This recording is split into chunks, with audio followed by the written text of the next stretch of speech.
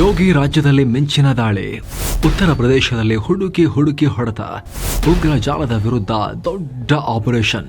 ನಮಸ್ಕಾರ ಸ್ನೇಹಿತರೆ, ಉತ್ತರ ಪ್ರದೇಶ ಮತ್ತೆ ದೇಶವನ್ನ ತನ್ನ ಕಡೆಗೆ ತಿರುಗಿ ನೋಡೋ ರೀತಿ ಮಾಡಿದೆ. ದಿಲ್ಲಿ ಉಗ್ರ ದಾಳಿ ಬೆನ್ನಲ್ಲೇ 20 ಕೋಟಿಗೂ ಅಧಿಕ ಜನಸಂಖ್ಯೆ ಇರೋ ಈ ದೊಡ್ಡ ರಾಜ್ಯದಲ್ಲಿ, ಒಂದು ದೇಶದ ಸೈಜ್ನ ಈ ರಾಜ್ಯದಲ್ಲಿ ದೊಡ್ಡ ರೇಡ್ಗಳು ಶುರುವಾಗಿದೆ. ಉಗ್ರ ಜಾಲದ ವಿರುದ್ಧ ದೊಡ್ಡ ಕಾರ್ಯಾಚರಣೆ. ಊರೂರಿಗೂ ಹೋಗಿ ಉತ್ತರ ಪ್ರದೇಶ ಪೊಲೀಸರು ಜಾಲ ಆಡಿಸಿದ್ದಾರೆ. ಮ್ಯಾಸಿವ್ ಸೂಕ್ಷ್ಮ ಪ್ರದೇಶಗಳನ್ನ ಹೈ ಅಲರ್ಟ್ ನಲ್ಲಿ ಇಡಲಾಗಿದೆ. ನೇಪಾಳ ಗಡಿಯಲ್ಲೂ ಕೂಡ ತೀವ್ರ ಕಟ್ಟೆಚ್ಚರ ಸಾರಲಾಗಿದೆ. ಯುಪಿ ದೊಡ್ಡ ಬಾರ್ಡರ್ ಶೇರ್ ಮಾಡುತ್ತೆ ನೇಪಾಳದೊಂದಿಗೆ. ನೀವು ಮ್ಯಾಪ್ ನಲ್ಲೂ ಕೂಡ ನೋಡ್ತಾ ಇದ್ದೀರಾ. 10 ದಿನ ಕಣ್ಣಿಟ್ಟು ಕಾಯ್ತಿದ್ದಾರೆ. ಕಾಶ್ಮೀರದಲ್ಲಿ ಹೇಗೆ 300-400 ಕಡೆ ಒಂದೇ ಸಲ ರೇಡ್ ಆಗುತ್ತೋ ಅದನ್ನು ಮೀರಿಸಿ ಇಲ್ಲಿ ರೇಡ್ ಆಗ್ತಾ ಇದೆ. ಶಂಕಿತರನ್ನ ಹೊತ್ಕೊಂಡು ಹೋಗ್ತಿದ್ದಾರೆ. ಸೇನೆಗೆ ಕಾಂಪಿಟೇಷನ್ ಕೊಡ್ತೀವಿ ಅನ್ನೋ ಹಾಗೆ ಯುಪಿ ಪೊಲೀಸರು ಆರ್ಭಟಿಸ್ತಾ ಇದ್ದಾರೆ. ಈಗ ಆಲ್ರೆಡಿ AQ ಉಗ್ರಗಾಮಿಗಳಿಂದ ಹಿಡಿದು ಜೈಷ್ ಉಗ್ರರ ತನಕ ಸಾಕಷ್ಟು ಉಗ್ರರನ್ನ ಬಲೆ ಬೀಸಲಾಗಿದ್ದು ಜೋರಾಗಿ ಕ್ಲೀನಿಂಗ್ ಆಪರೇಷನ್ ನಡೀತಾ ಇದೆ. ಇದರ ಬಗ್ಗೆ ಈ ವರದಿಯಲ್ಲಿ ಸಂಪೂರ್ಣ ಮಾಹಿತಿಯನ್ನು ತಿಳ್ಕೊಳ್ತಾ ಹೋಗೋಣ ಸ್ನೇಹಿತರೆ. ಕಡೆ ತನಕ ಮಿಸ್ ಮಾಡಿದೆ ನೋಡಿ. ಹಾಗೆ ನೀವು ಕೂಡ ಎಕ್ಸ್ಕ್ಲೂಸಿವ್ ಪ್ರತ್ಯೇಕ ಮೆಂಬರ್ ಓನ್ಲಿ ವಿಡಿಯೋಸ್ ಅನ್ನ ನೋಡೋಕೆ ವಿಡಿಯೋ ಕೆಳಗಿರೋ ಜಾಯಿನ್ ಬಟನ್ ಮೂಲಕ ಮಸ್ತ್ಮಗ ಪ್ರೀಮಿಯಂ ಮೆಂಬರ್ಶಿಪ್ಗೆ ಜಾಯಿನ್ ಆಗಬಹುದು. ಇದರಿಂದ ನೀವು ನಮ್ಮ ತಂಡದ ನಿಷ್ಪಕ್ಷಪಾತ ಕೆಲಸಕ್ಕೆ ಬೆಂಬಲ ಕೊಟ್ಟಂತೇನೂ ಆಗತ್ತೆ. ಆಸಕ್ತರು ಕನ್ಸಿಡರ್ ಮಾಡಿ. ಬನ್ನಿ ಆರಂಭ ಮಾಡೋಣ. ಊರೂರಲ್ಲೂ ಯುಪಿ ಪೊಲೀಸರ ಅಬ್ಬರ. ಬಲಕ್ಕೆ ಬಿದ್ರು AQ ಜೈಷ್ ಉಗ್ರರು. ಸ್ನೇಹಿತರೆ, 24 ಕೋಟಿ ಜನಸಂಖ್ಯೆ ಇರೋ ದೊಡ್ಡ ರಾಜ್ಯ, ಬೃಹತ್ ಜನಸಂಖ್ಯೆಯ ರಾಷ್ಟ್ರ ಉತ್ತರ ಪ್ರದೇಶದಲ್ಲಿ ದೇಶದ ಯಾವ ರಾಜ್ಯದಲ್ಲೂ ಕಂಡು ಕೇಳರಿಯದ ರೀತಿಯಲ್ಲಿ ಕಾರ್ಯಾಚರಣೆ ನಡೆಸಲಾಗ್ತಾ ಇದೆ. ಒಟ್ಟಿಗೆ 15-20 ಕಡೆ raid at a time. Pak ಪರ ಇರೋರನ್ನ ಹೊತ್ಕೊಂಡು ಹೋಗ್ತಿದ್ದಾರೆ. ಲಕ್ನೋ, ಆಗ್ರಾ, ಸಹರಾನ್ಪುರ್, ಕಾನ್ಪುರ್, ಹಾಪುರ್ ಹೀಗೆ ಜಿಲ್ಲೆಗಳಲ್ಲೂ ಆಪರೇಷನ್. ಮನೆಗೆ ನುಗ್ಗಿ ಆಪರೇಷನ್. ಹಾಗಂತಲ್ಲಿ ಯಾರ್ಯಾರೋ ಸಣ್ಣ ಪುಟ್ಟ ಉಗ್ರರನ್ನ ಶಂಕಿತರನ್ನ ಹಿಡಿತಾ ಇದ್ದಾರೆ ಅಂತ ಅನ್ಕೋಬೇಡಿ. ಉತ್ತರ ಪ್ರದೇಶದ ಪೊಲೀಸರ ಬೇಟೆಯಲ್ಲಿ ದೊಡ್ಡ ಉಗ್ರ ಹೆಗ್ಗಣಗಳನ್ನೇ ಬೋನಿಗೆ ಬೀಳಿಸಲಾಗಿದೆ. ಮೊನ್ನೆಯಷ್ಟೇ ಉಗ್ರಿ ಶಾಹಿದಾ ಅರೆಸ್ಟ್ ಆದ್ಲಲ್ಲ, ಅವಳ ಹಿನ್ನೆಲೆ ಚೆಕ್ ಮಾಡಿದಾಗ ಅವಳ ಸಂಪೂರ್ಣ ಬೇಸ್ ಉತ್ತರ ಪ್ರದೇಶದಲ್ಲಿತ್ತು ಅನ್ನೋದು ಗೊತ್ತಾಗಿದೆ. ಈಗ ಆಲ್ರೆಡಿ ಅವಳ ಸಹೋದರ ಪರ್ವೇಜ್ ಅನ್ಸಾರಿಯನ್ನ ಯುಪಿ ಪೊಲೀಸರು ಹಿಡ್ಕೊಂಡು ಹೋಗಿದ್ದಾರೆ. ಮುಜಫರ್ ನಗರದ ದಾರುಲ್ ಉಲೂಮ್ ಮದ್ರಸಾದ ಮೇಲೂ ಕೂಡ ATS ಅಧಿಕಾರಿಗಳು ಅಂದ್ರೆ ಉಗ್ರ ನಿಗ್ರಹ ಪಡೆ ಅಧಿಕಾರಿಗಳು ರೇಡ್ ಮಾಡಿತ್ತು. ಇವರಿಗೂ ಉಗ್ರ ಲಿಂಕ್ ಇದೆ ಅನ್ನೋದು ಈಗ ಬೆಳಕಿಗೆ ಬರ್ತಿರೋ ವಿಚಾರ. ಗುಜರಾತ್ ATS ಅಧಿಕಾರಿಗಳು ಇತ್ತೀಚೆಗಷ್ಟೇ ಸುಲೇಮಾನ್ ಮತ್ತು ಸೊಹೇಲ್ ಅನ್ನೋ ಉಗ್ರಗಾಮಿಗಳನ್ನ ಬಂಧಿಸಿದ್ರು. ಅವರ ವಿಚಾರಣೆ ಮಾಡಿದಾಗ ಈ ಮದ್ರಸಾದ ವಿಚಾರ ಬಯಲಾಗಿದೆ. ಅಲ್ಲದೆ ಲಕ್ನೋ, ಅಯೋಧ್ಯೆ, ಆಗ್ರಾ, ಸಹರಾನ್ಪುರ್, ಮುಜಫರ್ ನಗರ, ಹಾಪುರ್, ಶಾಮ್ಲಿ ಹೀಗೆ ಉತ್ತರ ಪ್ರದೇಶದ ಜಿಲ್ಲೆಗಳಲ್ಲೂ ಕೂಡ ಉಗ್ರ ನಿಗ್ರಹ ದಳ ರೇಡ್ಗಳನ್ನು ಮಾಡ್ತಾ ಇದೆ. ಹಾಪುರ್ನಲ್ಲಿ ಶುಕ್ರವಾರ ಕೂಡ 2 ಕಾಶ್ಮೀರಿ ಡಾಕ್ಟರ್ ಸಿಕ್ಕಿದ್ರು. ಇವರ ವಿಚಾರಣೆ ನಡೆಸಿದಾಗ ಅವರ ಉಗ್ರ ಲಿಂಕ್ ಕೂಡ ಎಸ್ಟಾಬ್ಲಿಷ್ ಆಗಿದೆ ಅಂತ ಯುಪಿ ಪೊಲೀಸರು ಮಾಹಿತಿ ಕೊಟ್ಟಿದ್ದಾರೆ. ದಿಲ್ಲಿ ಸ್ಫೋಟಕ್ಕೂ ಸಂಬಂಧ ಇತ್ತು ಅನ್ನೋದು ಹೊರಗೆ ಬರ್ತಾ ಇದೆ. ಅಲ್ಲದೆ ಉಗ್ರ ದಾಳಿಯ ಕನೆಕ್ಷನ್ ಅಲ್ಲಿ ಕಾನ್ಪುರದ ಮೆಡಿಕಲ್ ವಿದ್ಯಾರ್ಥಿಯನ್ನ ಕೂಡ ಅರೆಸ್ಟ್ ಮಾಡಲಾಗಿದೆ. ಈತ ಉಗ್ರಿ ಶಾಹಿದಾ ಜೊತೆಗೆ ಲಿಂಕ್ ಹೊಂದಿದ್ದ ಅಂತ ಹೇಳಿ ಅಧಿಕಾರಿಗಳು ಹೇಳಿದ್ದಾರೆ. ಅಲ್ಲದೆ ಉತ್ತರ ಪ್ರದೇಶದ DGP ರಾಜೀವ್ ಕೃಷ್ಣ ಸಾಕಷ್ಟು ಸಲ ಮೀಟಿಂಗ್ ನಡೆಸಿದ್ದಾರೆ. ಇಡೀ ರಾಜ್ಯದ ಪೊಲೀಸ್ ಸಿಸ್ಟಮ್ ಅನ್ನ ಅಲರ್ಟ್ ಮಾಡಿಟ್ಟಿದ್ದಾರೆ. ಈ ವಿಡಿಯೋ ರೆಕಾರ್ಡ್ ಮಾಡೋ ಟೈಮ್ನಲ್ಲೂ ಕೂಡ ಉಗ್ರ ಜಾಲದ ವಿರುದ್ಧ ಯುಪಿನಲ್ಲಿ ದೊಡ್ಡ ಮಟ್ಟದ ಕ್ರ್ಯಾಕ್ ಡೌನ್ ನಡೀತಾ ಇದೆ. ಸ್ನೇಹಿತರೆ, ಹಾಗೆ ನೋಡಿದ್ರೆ ಇತ್ತೀಚೆಗೆ ಯುಪಿ ಪೊಲೀಸರು ಉಗ್ರರ ವಿರುದ್ಧ ದೊಡ್ಡ ಕಾರ್ಯಾಚರಣೆಗಳನ್ನು ನಿರಂತರವಾಗಿ ನಡೆಸ್ತಾ ಇದ್ದಾರೆ. ಕಳೆದ ಸೆಪ್ಟೆಂಬರ್ ತಿಂಗಳಲ್ಲಷ್ಟೇ ಬಿಲಾಲ್ ಖಾನ್ ಅನ್ನೋದನ್ನ ಅರೆಸ್ಟ್ ಮಾಡಲಾಗಿತ್ತು. ಅವನ ವಿಚಾರಣೆ ಮಾಡಿದಾಗ ಮೊಬೈಲ್ನಲ್ಲಿ ಸುಮಾರು 4,000 ಪಾಕಿಸ್ತಾನಿ ಮೊಬೈಲ್ ನಂಬರ್ಗಳು ಸಿಕ್ಕಿದ್ವು.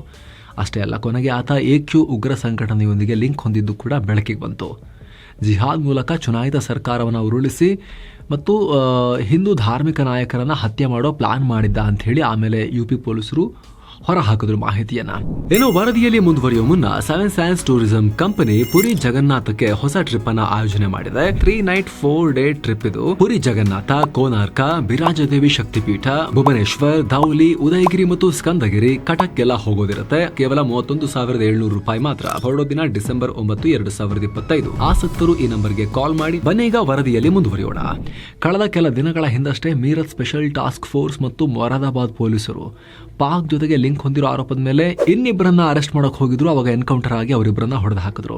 ಮೊಹಮ್ಮದ್ ಆಸಿಫ್ ಏಲಿಯಾಸ್ ತಿಡ್ಡಾ ಮತ್ತು ದೀನು ಅಂತ ಗುರುತಿಸಲಾಗಿತ್ತು. ಅವ್ರನ್ನ ಗಾಜಾ ಸಂತ್ರಸ್ತರಿಗೆ ಫಂಡ್ ಕಲೆಕ್ಟ್ ಮಾಡಿ ಅದನ್ನ ದೇಶ ವಿರೋಧಿ ಚಟುವಟಿಕೆಗಳಿಗೆ ಬಳಸ್ತಾ ಇದ್ರು ಅಂತ ಆಮೇಲೆ ಗೊತ್ತಾಗಿತ್ತು. ಗಾಜಾ ಫೋಟೋಸ್ ತೋರಿಸ್ಬಿಟ್ಟು ದುಡ್ಡು ಕಲೆಕ್ಟ್ ಮಾಡೋದು, ಅದನ್ನ ಉಗ್ರ ಚಟುವಟಿಕೆಗೆ ಆಮೇಲೆ ಬಳಸೋದು, ಈ ರೀತಿ ಮಾಡ್ತಾ ಇದ್ರು ಅಂತ. ಹೀಗೆ ಇತ್ತೀಚಿನ ದಿನಗಳಲ್ಲಿ ಗಮನಾರ್ಹ ಪ್ರಮಾಣದ ಕಾರ್ಯಾಚರಣೆಗಳು ನಡೀತಾನೆ ಇದ್ವು. ಆದ್ರೀಗ ದಿಲ್ಲಿ ಸ್ಫೋಟ ಆದ ನಂತರ ಅದೆಲ್ಲವನ್ನು ಮೀರಿದ ಆಪರೇಷನ್ ಶುರುವಾಗಿದೆ. ATS ಅಂದರೆ ಉಗ್ರ ನಿಗ್ರಹ ದಳ, ಆಂಟಿ ಟೆರರಿಸಂ ಸ್ಕ್ವಾಡ್, ಆಮೇಲೆ ಕೇಂದ್ರೀಯ ತನಿಖಾ ಏಜೆನ್ಸಿಗಳು, UP ಪೊಲೀಸರು ಎಲ್ಲರೂ ಸೇರ್ಕೊಂಡಿದ್ದಾರೆ ಈ ಕಾರ್ಯಾಚರಣೆಗೆ. ಉಗ್ರರು, ಶಂಕಿತರು, ಪ್ರಚೋದನಕಾರಿ ಪೋಸ್ಟ್ ಹಾಕೋರು, ಉಗ್ರ ಸಿಂಪಥೈಸರ್ಗಳು ಎಲ್ಲರ ಮನೆಗೂ ಭೇಟಿ ಕೊಡ್ತಾ ಇದ್ದಾರೆ. ಸ್ನೇಹಿತರಲ್ಲಿ, ಯೋಗಿ ಪೊಲೀಸರು ಈ ಪರಿ ಆಕ್ಟಿವ್ ಆಗೋಕೆ ಕಾರಣ ಇದೆ. ಅದರಲ್ಲಿ ಮೊದಲಿಗೆ ನಮ್ಮ ಕಣ್ಣಿಗೆ ಕಾಣೋದು ಉತ್ತರ ಪ್ರದೇಶದ ಸ್ಥಿತಿ. UP ಯಾವುದೋ ಸಣ್ಣ ರಾಜ್ಯ ಅಲ್ಲ, ವಿಸ್ತೀರ್ಣದಲ್ಲಿ ಬ್ರಿಟನ್ನಷ್ಟು ದೊಡ್ಡ ಇದೆ. ಜನಸಂಖ್ಯೆ ತಗೊಂಡಾಗ ವಿಶ್ವದ 3% ಜನ ಇದೊಂದು ರಾಜ್ಯದಲ್ಲಿ ವಾಸ ಮಾಡ್ತಾರೆ. 24 ಕೋಟಿ ಜನಸಂಖ್ಯೆ. ಇದು ಭಾರತದ ಒಟ್ಟು ಜನಸಂಖ್ಯೆಯಲ್ಲಿ ಸುಮಾರು 16.5%. ಇನ್ನೂ ಒಂದು ಕಂಪ್ಯಾರಿಸನ್ಗೆ ಹೇಳಬೇಕು ಅಂದರೆ, ಇಸ್ರೇಲ್ಗಿಂತ 25 ಪಟ್ಟು ಹೆಚ್ಚು ಜನರನ್ನ UP ಸರ್ಕಾರ ಮ್ಯಾನೇಜ್ ಮಾಡಬೇಕು. ಆ ದೃಷ್ಟಿಯಲ್ಲಿ ಹೇಳಿದರೆ ಇಲ್ಲಿಗೂ 25 ಹೊಸ ಥರದ ಸಂಘಟನೆಗಳು ಬೇಕಾಗತ್ತೆ ಹಂಗೆ ನೋಡೋಕೆ ಹೋದ್ರೆ. ಯಾಕಂದ್ರೆ ಕಾಶ್ಮೀರದಷ್ಟೇ ಸೂಕ್ಷ್ಮ ಪರಿಸ್ಥಿತಿ UPನಲ್ಲೂ ಕೂಡ ಇದೆ. ಇಂಡಿಯನ್ ಮುಜಾಹಿದೀನ್ ಅಂತ ಉಗ್ರ ಸಂಘಟನೆಗಳ ಬೇಸೆ ಆಗಿತ್ತು UP ಕೆಲ ವರ್ಷಗಳ ಹಿಂದೆ. ಬಡ್ಕಳ್ ಬ್ರದರ್ಸ್ ಎಲ್ಲ ಇದ್ರು, ಆದರೆ ಅದರ ಆಪರೇಷನ್ ಜಾಸ್ತಿ ನಡೀತಾ ಇದ್ದಿದ್ದು UPನಲ್ಲಿ. ವಿಶ್ವದಲ್ಲಿ ಅತಿ ಹೆಚ್ಚು ಹಿಂದೂಗಳು ಮತ್ತು ಮುಸ್ಲಿಮರು ಇಬ್ಬರೂ ಒಟ್ಟಿಗೆ ವಾಸಿಸುವ ರಾಜ್ಯ ಕೂಡ ಉತ್ತರ ಪ್ರದೇಶನೇ. 4 ಕೋಟಿ ಮುಸ್ಲಿಮರಿದ್ದಾರೆ ಇಲ್ಲಿ. 24 ಕೋಟಿಯಲ್ಲಿ 19 ಕೋಟಿ ಹಿಂದೂಗಳಿದ್ದಾರೆ. ಮೇಲಾಗಿ ಈ ಭಾಗದಲ್ಲಿ ವಿಪರೀತ ಎನಿಸುವಷ್ಟು ಕೋಮು ಘರ್ಷಣೆಗಳಿದಾವೆ. ಅಯೋಧ್ಯೆ ಇರೋದು ಉತ್ತರ ಪ್ರದೇಶದಲ್ಲೇ, ಕಾಶಿ, ಮಥುರಾ ಕೂಡ ಇರೋದು ಉತ್ತರ ಪ್ರದೇಶದಲ್ಲೇ. ಸೊ ಇಂಥ ಸೂಕ್ಷ್ಮ ರಾಜ್ಯವನ್ನ ತನ್ನ ಉಗ್ರ ಜಾಲ ಹರಡೋಕೆ ಪಾಕಿಸ್ತಾನ ಯೂಸ್ ಮಾಡ್ಕೊಳ್ತಾ ಇದೆ. ತುಂಬ ಸಲ ನಾವು ಪಾಕಿಸ್ತಾನದ ಹೇಡಿ ಕೆಲಸ ಬರೀ ಕಾಶ್ಮೀರಕ್ಕೆ ಮಾತ್ರ ಸೀಮಿತವಾಗಿದೆ ಅಂತ ಅನ್ಕೊಳ್ತೀವಲ್ಲ, ಆದರೆ ಕಾಶ್ಮೀರದಷ್ಟೇ ಕುತಂತ್ರವನ್ನು ಪಾಕ್ ಈ ಉತ್ತರ ಪ್ರದೇಶದಲ್ಲೂ ಮಾಡ್ತಾ ಇದೆ. Uttar Pradesh ನೇಪಾಳದೊಂದಿಗೆ 551 kilometre border share ಮಾಡಿಕೊಳ್ಳುತ್ತೆ.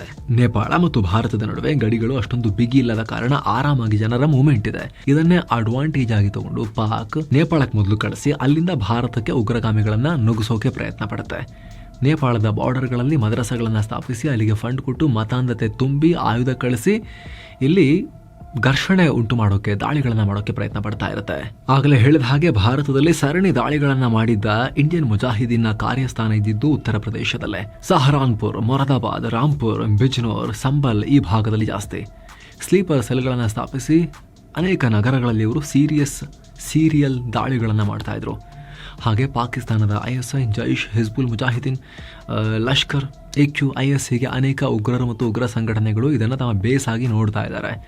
Saharanpur ಭಾಗದಲ್ಲಂತೂ ಪದೇ ಇಂಥದ್ದೇ ಆಗ್ತಾ ಇದೆ. ಉಗ್ರರ ರಿಕ್ರೂಟ್ಮೆಂಟ್ ಜಾಸ್ತಿ. ಅದನ್ನು ಇತ್ತೀಚೆಗೆ ನಡೆದ ಡಾಕ್ಟರ್ ರೇಡ್ಗಳೇ ಹೇಳ್ತಾ ಇವೆ. ಹೆಚ್ಚಿನವರು ಇಲ್ಲಿ ಬಂದು ತಲೆಮರೆಸ್ಕೊಂಡಿದ್ರು. ಹರಿಯಾಣ ಮತ್ತು ಉತ್ತರಾಖಂಡ್ ಜೊತೆಗೆ ಬಾರ್ಡರ್ ಹಂಚಿಕೊಂಡಿರೋ ಈ ಸಹರಾನ್ಪುರ್ ಸ್ಲೀಪರ್ ಸೆಲ್ಗಳಿಗೆ ಹೇಳಿ ಮಾಡಿಸಿದ ಜಾಗ. ಹೀಗಾಗಿ ಉತ್ತರ ಪ್ರದೇಶ ಹೈ ಅಲರ್ಟ್ನಲ್ಲಿದೆ. ನಿಮಗೆ ನೆನಪಿರ್ಬೋದು, ಕೆಲ ದಿನಗಳ ಹಿಂದೆ ಅಂದರೆ 2025 ಸೆಪ್ಟೆಂಬರ್ನಲ್ಲಿ 4 ಶಂಕಿತ ಉಗ್ರಗಾಮಿಗಳನ್ನಲ್ಲಿ ಅರೆಸ್ಟ್ ಮಾಡಲಾಗಿತ್ತು. ಇವರ ಉದ್ದೇಶ ಏನಾಗಿತ್ತು ಗೊತ್ತಾ? ಭಾರತದಲ್ಲಿ ಅಂಬೇಡ್ಕರ್ ಅವರು ಬರೆದ ಸಂವಿಧಾನವನ್ನು ಬದಲಿಸಿ ಶರಿಯಾ ಲಾ ತಂದು ಅದನ್ನು ಇಡೀ ಭಾರತದಾದ್ಯಂತ ಹರಡಬೇಕು ಅನ್ನೋ ಲೆಕ್ಕಾಚಾರ ಹಾಕೊಂಡಿದ್ರು. ಇದಕ್ಕೆ ಮುಜಾಹಿದೀನ್ ಆರ್ಮಿ ಅಂತ ತಮಗೆ ತಾವು ಹೆಸರಿಟ್ಕೊಂಡಿದ್ರು. ಇಂಥ ಪ್ರಯತ್ನಗಳು ಪ್ರತಿದಿನ ನಡೆಯುತ್ತೆ ಇಲ್ಲಿ. ಇವರಿಗೆ ಟ್ರೈನಿಂಗ್, ಆಯುಧ ಎಲ್ಲ ಬರೋಕೆ ಇದೆ ನೇಪಾಳ ಬಾರ್ಡರ್ ಯೂಸ್ ಆಗ್ತಾ ಇದೆ. ಹಾಗಂತ ಬರೀ ರಿಕ್ರೂಟ್ ಮಾಡೋಕೆ ಮಾತ್ರ ಅಲ್ಲ, ಉಗ್ರರ ಹಿಟ್ ಲಿಸ್ಟ್ನಲ್ಲೂ ಕೂಡ UP ಟಾಪಲ್ಲಿ ಬರುತ್ತೆ. ಯಾಕಂದರೆ ಉತ್ತರ ಪ್ರದೇಶ ಧಾರ್ಮಿಕವಾಗಿ ಅತ್ಯಂತ ಮಹತ್ವದ ಜಾಗ. 30-40 ವರ್ಷಗಳಿಂದ ಇಲ್ಲಿನ ಧಾರ್ಮಿಕ ಸ್ಥಳಗಳನ್ನು ಗುರಿಯಾಗಿಸಿಕೊಂಡು ಉಗ್ರರು ದಾಳಿ ಮಾಡೋ ಷಡ್ಯಂತ್ರ ನಡೆಸ್ತಾನೆ ಇದ್ದಾರೆ. ಅಯೋಧ್ಯೆ, ಕಾಶಿ, ಪ್ರಯಾಗ್ರಾಜ್, ಮಥುರಾ, ಚಿತ್ರಕೂಟ ಹೀಗೆ ಸಿಕ್ಕಾಪಟ್ಟೆ ಧಾರ್ಮಿಕ ಕ್ಷೇತ್ರಗಳು ಉತ್ತರ ಪ್ರದೇಶದಲ್ಲಿದ್ದಾವೆ. ಜೊತೆಗೆ ಪ್ರಮುಖ ಸೇನಾ ನೆಲೆಗಳು ಇದ್ದಾವೆ. ರಕ್ಷಣಾ ಉತ್ಪಾದನೆ ಮಾಡೋ ಸಂಸ್ಥೆಗಳು ಕೂಡ ಇದ್ದಾವೆ. ಡಿಫೆನ್ಸ್ ಮ್ಯಾನುಫ್ಯಾಕ್ಚರಿಂಗ್ ಕಂಪನಿಗಳು, ಸ್ಟ್ರಾಟಜಿಕ್ ಹಬ್ಗಳಿದ್ದಾವೆ. ಹೀಗಾಗಿ ಉತ್ತರ ಪ್ರದೇಶ ಅನ್ನೋದು ಭಾರತಕ್ಕೆ ತುಂಬ ಸೆನ್ಸಿಟಿವ್ ಸ್ಟೇಟ್. ಅದೇ ಕಾರಣಕ್ಕೆ ದಿಲ್ಲಿ ಸ್ಫೋಟ ಆಗ್ತಾ ಇದ್ದ ಹಾಗೆ ದೊಡ್ಡ ಪ್ರಮಾಣದಲ್ಲಿ ಈಗ UP ಪೊಲೀಸರು ಈ ರೀತಿ ಕಾರ್ಯಾಚರಣೆ ಮಾಡ್ತಾ ಇದ್ದಾರೆ, ರೇಡ್ಗಳನ್ನು ಮಾಡ್ತಿದ್ದಾರೆ, ಹಿಡಿದು ಒಳಗೆ ಹಾಕ್ತಾ ಇದ್ದಾರೆ. ಇದಕ್ಕೆ ಸಂಬಂಧಪಟ್ಟಂತೆ ಏನೇ ಹೊಸ ಅಪ್ಡೇಟ್ ಬಂದರೂ ಕೂಡ ನಿಮಗೆ ತಲುಪಿಸುವಂಥ ಪ್ರಯತ್ನವನ್ನು ಮಾಡ್ತೀವಿ ಸ್ನೇಹಿತರೆ. ಸಬ್ಸ್ಕ್ರೈಬ್ ಮಾಡದೇ ಇರೋರು ದಯವಿಟ್ಟು ಸಬ್ಸ್ಕ್ರೈಬ್ ಮಾಡಿ. ಹಾಗೆ ಆಗಲೇ ಹೇಳಿದ ಭಸ್ಮಗ ಪ್ರೀಮಿಯಂ ಮೆಂಬರ್ಶಿಪ್ಪನ್ನು ಆಸಕ್ತ ವೀಕ್ಷಕರು ಕನ್ಸಿಡರ್ ಮಾಡ್ಬೋದು. ವಿಡಿಯೋ ಕೆಳಗಿರೋ ಜಾಯಿನ್ ಬಟನ್ ಮೂಲಕ ಜಾಯಿನ್ ಆಗಬಹುದು. Members only videos, weekly biz news, monthly current affairs program current power ಮತ್ತು ಮೆಂಬರ್ ಓನ್ಲಿ ಲೈವ್, ಈ ರೀತಿ ಎಲ್ಲ ಮೆಂಬರ್ ಓನ್ಲಿ ಕಂಟೆಂಟ್ಗೂ ನೀವು ಆಕ್ಸೆಸ್ ಪಡಿಬೋದು. ವಿಡಿಯೋ ಕೆಳಗಿರೋ ಜಾಯಿನ್ ಬಟನ್ ಮೂಲಕ ಜಾಯಿನ್ ಆಗಬಹುದು. Thank you so much. ಮತ್ತೆ ಭೇಟಿ ಆಗ್ತಿರೋಣ. ನಮಸ್ತೆ.